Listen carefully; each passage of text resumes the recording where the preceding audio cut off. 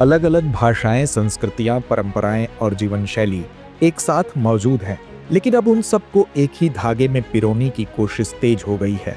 हम बात कर रहे हैं चीन की, जहां हाल ही में एक नया कानून लाया गया है।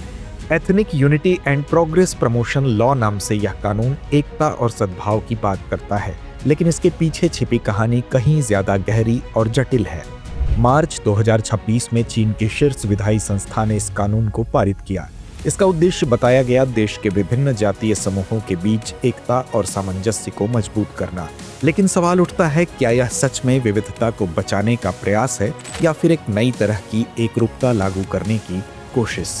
इस कानून में कुल 65 धाराएं हैं जो चीन के भविष्य की सामाजिक संरचना का खाका पेश करती हैं।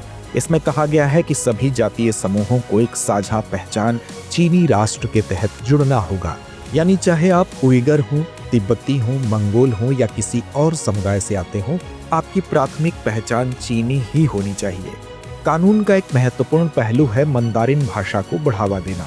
शिक्षा संस्थानों में इसे मुख्य भाषा के रूप में लागू करने की बात कही गई है। यानी भले ही कोई समुदाय अपनी अलग भाषा और संस्कृति रखता हो, लेकिन शिक्षा और प्रशासन की भाषा एक ही होगी, मंदारिन। इससे एकता तो बढ़ सकती है, लेकिन क्या इससे स्थानीय भाषाओं और पहचान पर खतरा नहीं आएगा? इसी तरह कानून अंतर समुदाय विवाह को बढ़ावा देता है। पहली नजर में यह प्रगतिशील लगता है, लेकिन विश्लेषकों का मानना है कि इसका उद्देश्य अलग अलग समुदायों की सीमाओं को धीरे धीरे खत्म करना है, ताकि सभी एक मुख्य धारा में समा जाएं। इसे इंटीग्रेशन नहीं बल्कि असिमिलेशन यानी कि समरसता के नाम पर समानता थोपने की प्रक्रिया भी कहा जा रहा है। अब जरा चीन की जनसंख्या पर नजर डालें। चीन आधिकारिक रूप से 56 जातीय समूहों को मान्यता देता है, लेकिन इनमें से 90% से ज्यादा आबादी हान चीनी है, यानी एक ऐसा बहुसंख्यक समूह जिसकी संस्कृति और भाषा पूरे देश पर हावी है। ऐसे में जब सरकार एकता की बात करती है तो सवाल उठता है, क्या यह वास्तव में समानता है या फिर बहुसंख्यक संस्कृति का प्रभुत्व? इस कानून में एक और महत्वपूर्ण प्रावधान है विदेशी हस्तक्षेप पर रोक। इसमें कहा गया है कि कोई भी बाहरी ताकत जातीय या धार्मिक मुद्दों के नाम पर चीन के आंतरिक मामलों में दखल नहीं दे सकती। यह सीधे तौर पर उन अंतर्राष्ट्रीय आलोचनाओं की ओर इशारा करता है जो चीन पर शिनजियांग और तिब्बत में मानवाधिकार उल्लंघन को लेकर लगती रही है। शिनजियांग की बात करें तो यहाँ उइगर मुस्लिम समुदाय बड़ी संख्या में रहता है। पिछले कुछ वर्षों में चीन ने यहाँ री एजुकेशन कैंप स्थापित किए, जहाँ लाखों लोगों को रखा गया। चीन का कहना है कि यह आतंकवाद रोकने के लिए है, लेकिन कई अंतर्राष्ट्रीय रिपोर्ट्स इसे मानवाधिकारों का उल्लंघन बताती हैं। मस्जिदों के ढांचे बदले गए, धार्मिक प्रतीकों को हटाया गया और इसे सिनीसाइजेशन यानी चीनी संस्कृति में ढालने की प्रक्रिया कहा गया। तिब्बत में भी स्थिति कुछ अलग नहीं है।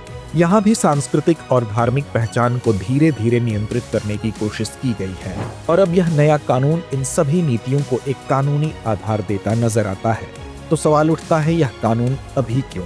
इसका जवाब चीन के राष्ट्रपति शी जिनपिंग की नीति में छिपा है। शी जिनपिंग लंबे समय से राष्ट्रीय पुनर्जागरण की बात कर रहे हैं, एक ऐसा चीन जो एकजुट, शक्तिशाली और पूरी तरह से नियंत्रित हो। इस सोच में विविधता की जगह है, लेकिन सीमित, और वहीं तक जहां तक वह राज्य के नियंत्रण को चुनौती न दे।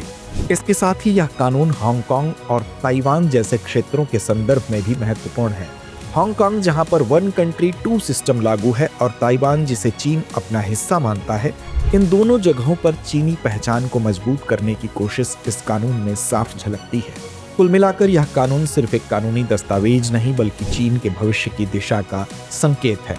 यह दिखाता है कि चीन अब विविधता को एक सीमित दायरे में रखना चाहता है और एक मजबूत, एकरूप राष्ट्रीय पहचान को प्राथमिकता दे रहा है। लेकिन सबसे बड़ा सवाल यही है, क्या एकता के नाम पर विविधता को कम करना सही है? क्या यह स्थायी शांति ला पाएगा या फिर भविष्य में नए तनावों को जन्म देगा? यही है चीन के नए एथनिक यूनिटी कानून की पूरी कहानी, जहां एकता और नियंत्रण के बीच की रेखा बेहद पतली होती जा रही है। अब आप बताइए, क्या यह कानून चीन को और मजबूत बनाएगा या विविधता को कमजोर कर देगा? तो व्यूअर्स, चर्चा को यहीं विराम देते हैं और नोट करते हैं आज का सवाल। चीन में मंदारिन भाषा को बढ़ावा देने की नीति का सामाजिक, सांस्कृतिक और राजनीतिक प्रभावों के संदर्भ में परीक्षण कीजिए। क्या यह नीति राष्ट्रीय एकता को सुदृढ़ करती है या स्थानीय पहचान को कमजोर करती है?